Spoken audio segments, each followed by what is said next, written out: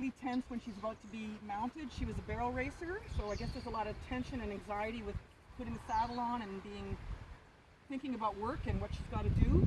So at the mounting block, she would scoot off and be kind of hard to mount. So what we wanted to do, or what we did earlier, we just saw the mount that was nice, but I didn't video the stuff that I did beforehand.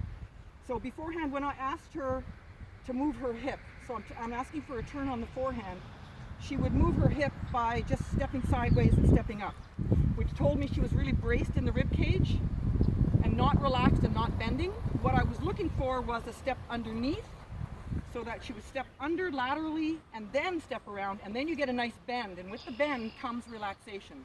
So we did it a few times, and it took her quite a while. So every time she'd give me these little scooty steps, I would just keep asking for it.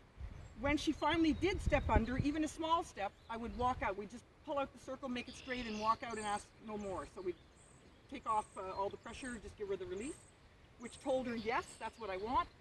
And eventually she started doing 2 or 3 of them in a row.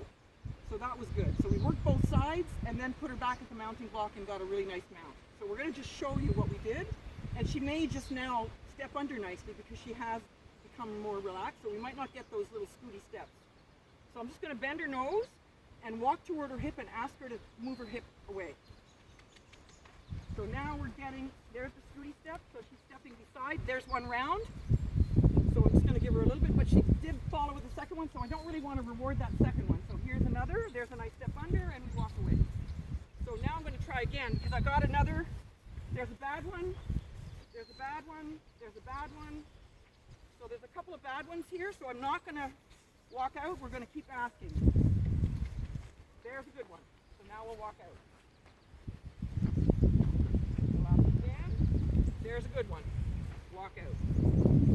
So every time she gives me a good step, I just walk away. And it's just a matter of just opening the circle and walking straight away. We'll go again.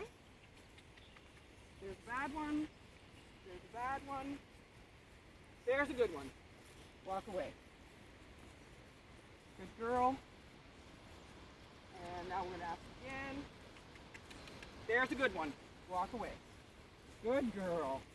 So that nice step laterally helps her to bend through the rib cage and get some relaxation. And we always do both sides. So now we're going to ask on this side.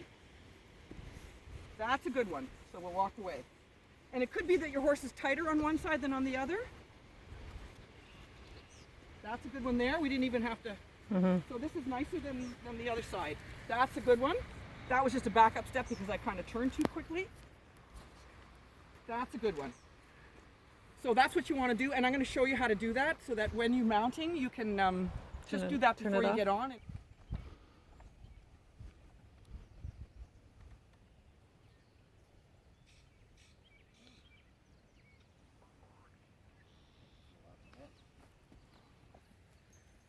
That helps a lot, Monica. Wow, I can't believe. All I did was ask her to move her hip and step under because she was stepping beside instead of doing nice lateral. Spinning around me here. And she stood for you too. She wasn't really fighting to go. So normally she just like takes off from the mounting block? Well, no, I'm holding her. We move away because it's a dangerous place to stay. Yeah. We move away and she starts spinning around me. And then I get her going forward and I usually walk till about 8 and then let her go. And then she scoots and then walk. She's really relaxed. So that really helped it gets them bending through the rib cage, which encourages her to relax and calm down. So we're trying a second mount now, this time with nobody holding the horse. Oh, that's nice.